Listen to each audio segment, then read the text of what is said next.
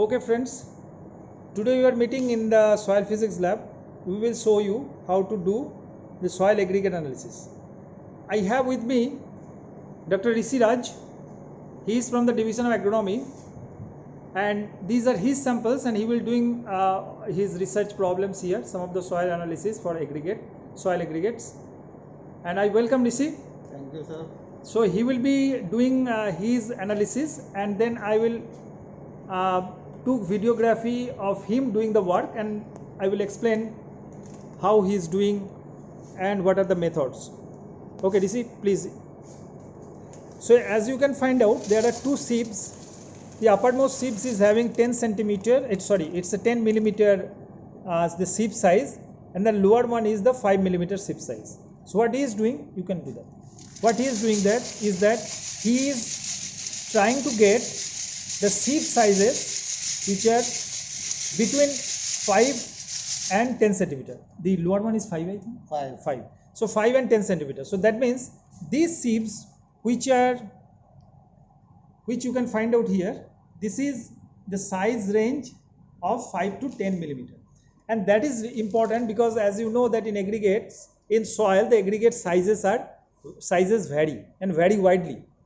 So you need to have a specific size, and while writing the materials methods, you need to mention that which aggregate size fractions you have taken for the analysis.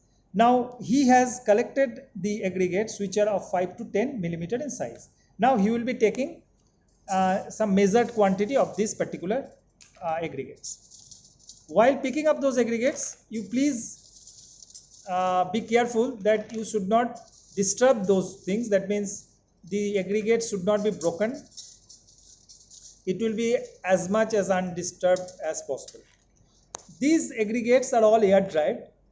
So the samples you have taken from the field, those samples should be undisturbed. You should collect some the samples by using the soil core or by taking a slice of the soil so as to do the minimum disturbance.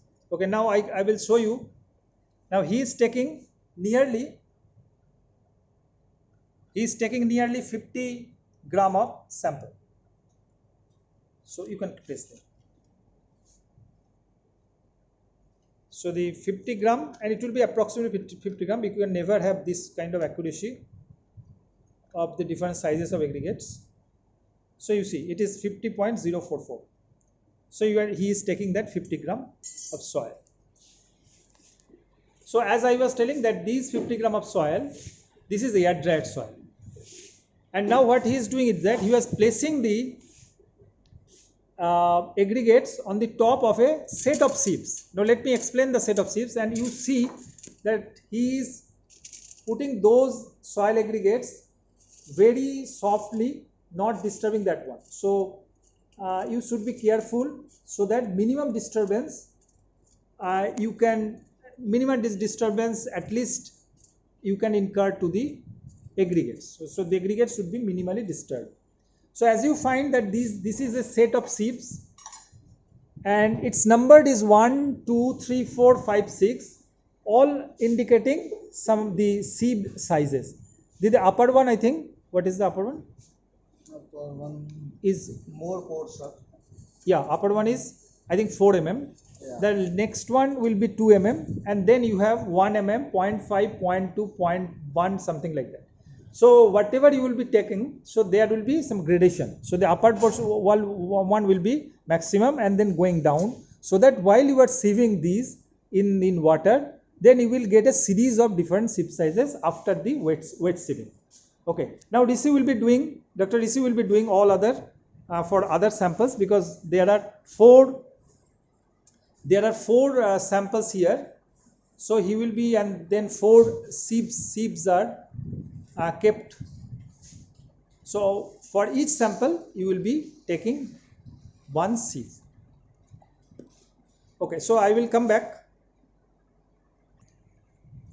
Okay, as you can see that all those set of sieves are each having one particular sample. All are near to 50 gram of soil, and all are having sizes, the aggregate sizes 5 to 10 millimeter.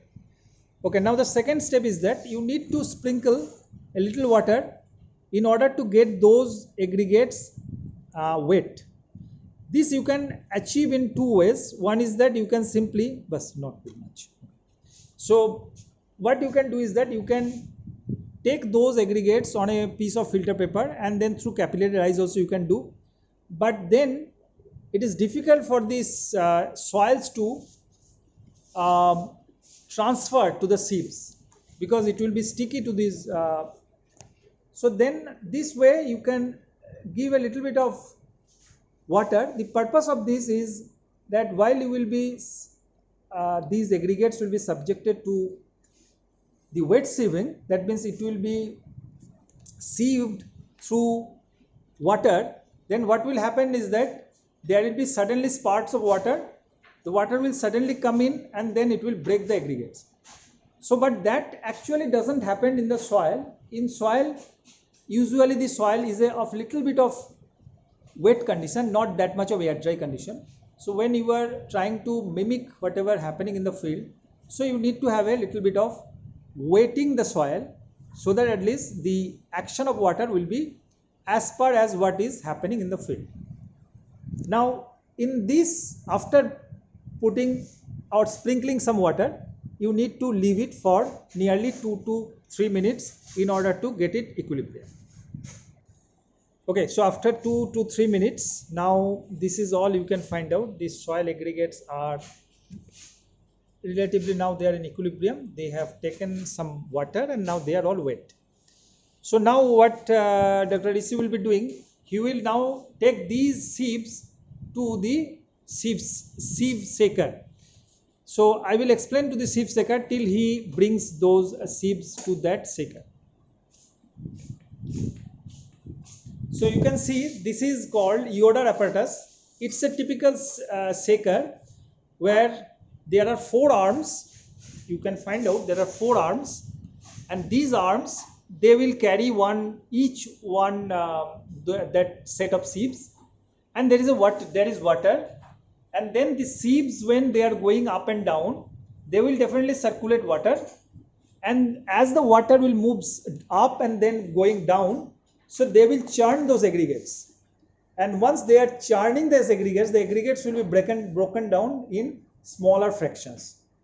So as you have seen that you have taken aggregates of 5 to 10 millimeter in size, now it will be broken, and as they are broken, so there are all sieves, set of sieves starting from a higher 4 mm, then 2 mm, then 1 mm, 0.5, 0.2 and 0.1, and then according to the sizes they will be distributed the broken aggregates. So the aggregates will be broken down. So that's say we are trying to get the kind of rainfall action which is taking place in the field, and then it will also destroy the aggregates. So we will find out that what is the stability of the aggregates after certain calculation. Okay, so Dr. Rishi is bringing the sieves, the sets.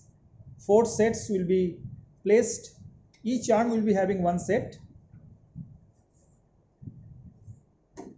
and you find that there is a motor which is rotating at a speed of, what was that, 42 I think, no?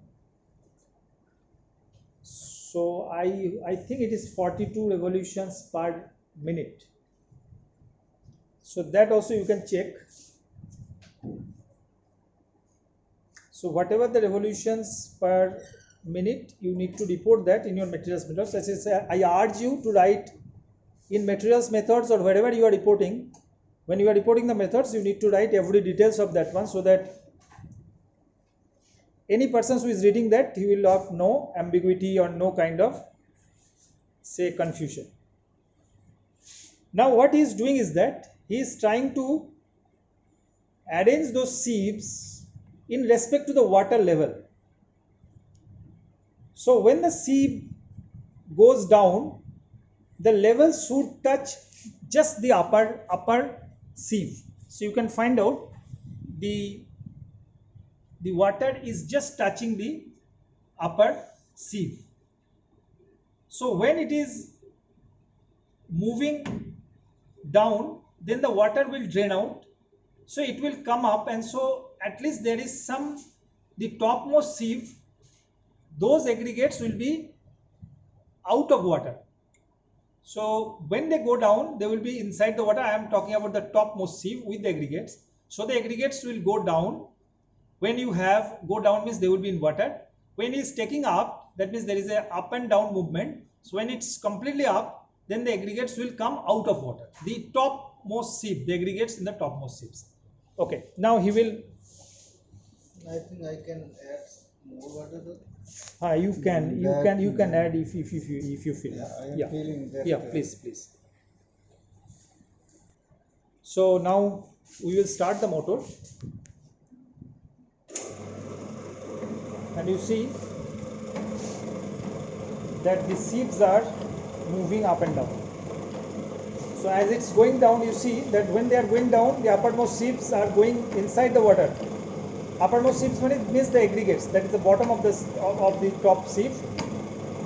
It's going inside the water, and once it's coming out, they are just coming out of water. So there is a chance of you are giving a chance of draining the water from the topmost sieves. So water will go down. So water will not come out because you have already placed leads. So it is one side, it is in one side there is lead, and the other side that is inside the water. So that is the last sieve which is there. So this way we will run this Yoder apparatus. I will bring you a detailed look of this water of this particular apparatus. This is the Yoder apparatus, and you see the sieves are moving in and out of water at a speed of 42 rpm, and then this will continue for 15 minutes. 15 minutes, and then I will come back after 15 minutes.